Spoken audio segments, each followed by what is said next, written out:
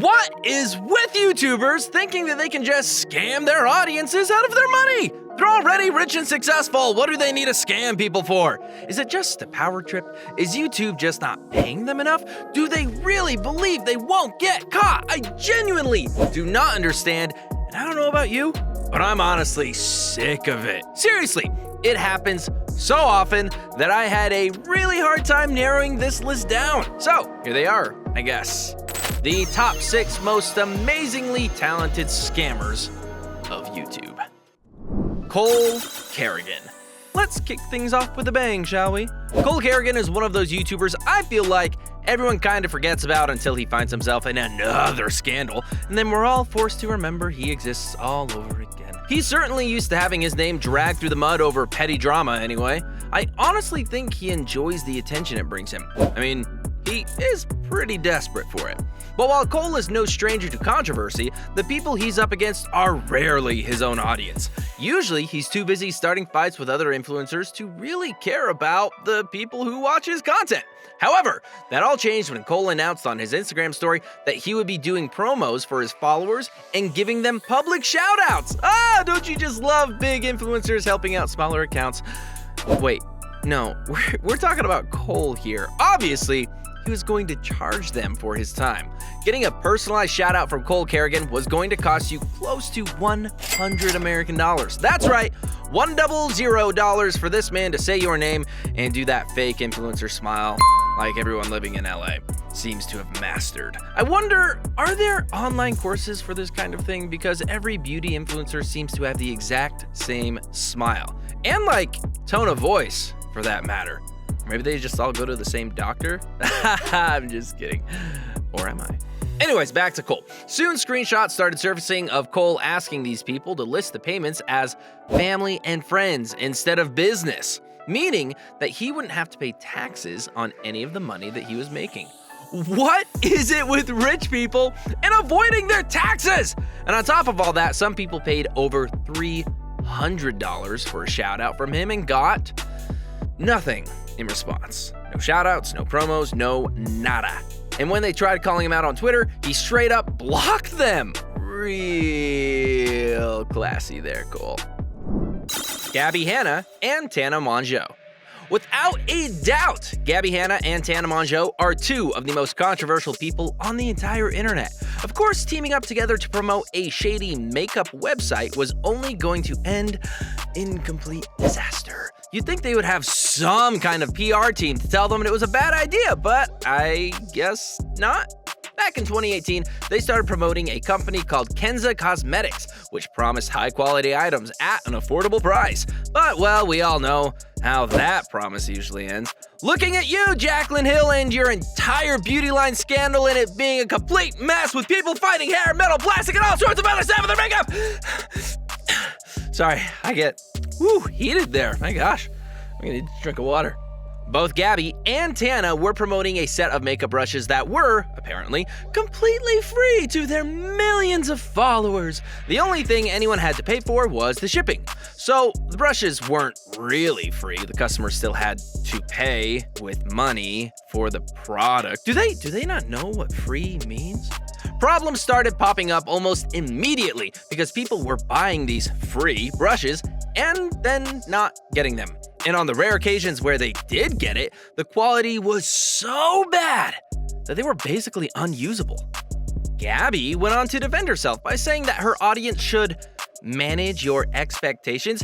Excuse me, Miss Gabby Hanna? Manage my expectations? What the hell does that even mean? Are you seriously trying to tell me that it's my fault and that I should have known this was going to happen? Yes, I guess it's all my fault because I forgot that you are the spokesperson for this company. And well, golly gosh darn it, I should have expected exactly this outcome. Manage my expectations. When they started getting heat for this, Gabby changed her stance, saying that the website had made it pretty clear there would be long wait times. And on top of that, she also said that the brushes were only worth $1. That right there is what I like to call a double homicide because the website clearly didn't say anything about the wait times and the brushes were marketed at $80. As for Tana, Well, she pretends like this never happened in the first place and has basically just refused to acknowledge it, which, to be honest, is probably for the best because Gabby still maintains her innocence to this day. And we all know who's slowly flushing their career down the toilet, and it's not Tana. Oh, and in case you were wondering whether this was really a scam or not, there are still people out there who haven't got the brushes they paid for. And Kenza Cosmetics went bust and had to shut it down. But, it's all just a big misunderstanding. Manage my expectations. I'm starting to get heated again. Fuze Clan. The Fuze Clan are no strangers to controversy. They've got an entire catalog of accusations floating around about them. From High Sky being signed while underage, to Banks destroying a hotel room, to Dubs letting out a racial slur during one of his streams. Ooh, you're not supposed to do that, big guy. But nothing comes anywhere close to their Save the Kids token. More like scam the kids, am I right? Guys, get it? Why are there only crickets? To boil it down to the absolute basics, these guys are being accused of something called charity fraud. The Save the Kids token never really existed, but these guys were all over social media posting about it in the days leading up to the supposed launch. Not only that, but they also made an entire promo video and website for it. They did their best to make things look as legit as possible. These guys really have no limits. And when the day finally came for this charity to go live, nothing happened. In fact, everybody involved with the project immediately pulled their support and just stopped talking about it. I mean, if you're gonna scam people on such a huge level, not that I'm saying it's right or anything, but if you're going to, at least be smart enough to not leave any loose ends. So, people started going digging because there had to be an explanation for this. You can't just not follow through with your promises for helping kids in need. That would be gross. Really gross. Except the more people started digging into this, the more damning evidence they found that suggested maybe these guys weren't as sweet and innocent as they were pretending to be. See, when you're dealing with cryptocurrencies, there's something called an anti-whale mechanism written into the code. Now, what an anti-whale mechanism does is prevent people from selling off more than a certain percentage of their stock at once. It's there to stop people from manipulating the market. Usually, the cap is 20% every 24 hours, meaning that if you want to sell all of your stock in a certain cryptocurrency, you have to wait at least 5 days. But then, it was discovered that the code on the Save the Kid token had been changed at the last minute. The cap had been changed from 20% every 24 hours to 20% every minute, meaning that all of that money that their audience raised for kids in need could be cashed out in 5 minutes. And we're not talking small numbers of cash here either. No. Rough estimates of how much money they actually stole are in the tens of thousands. Some estimates go as high as $100,000. These guys ripped off their audience for the same amount of money that they'd probably make in a week for no real reason other than they could. There's regular levels of scummy, and then there's stealing from kids in need levels of scummy. These guys should seriously be embarrassed of themselves. Austin McBroom. Oh, look, someone else who is no stranger to controversy on this list. Color me shocked. Some scammers never really learn, no matter how many times they are caught. And Austin McBroom happens to be one of them. He's been caught scamming his fans so many times over the years, and yet he keeps on doing it. I guess he has a fetish for that kind of thing. Who knows? I would not want to look that up. Anyway, Austin has a long history of trying to scam his fans out of money. I don't even know where to start. Which one do I talk about first? Aha! I could start with the time he organized a basketball game and promised to donate $100,000 of the proceeds to charity. But when the time actually came to, donate, he only gave them $75,000. Where'd the other $25K go? Austin! Speaking of basketball, what about the time he organized a basketball challenge for his subscribers, promising the winner $100,000? Only to then announce a couple of weeks later that the rules had changed slightly and he'd invited a couple of his big-name celebrities and other YouTube friends along. Oh, and several professional basketball players too, because that's totally fair. So that $100,000? Yeah, it ended up going to a professional basketball player that they tried to pretend was just a random member of the audience.